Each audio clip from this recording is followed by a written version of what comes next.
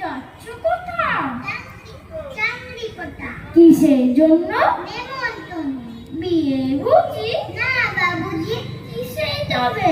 ভজন হবে। শুধু ভজন? প্রসাদ ভজন। কেমন প্রসাদ? যা খেতে চাও।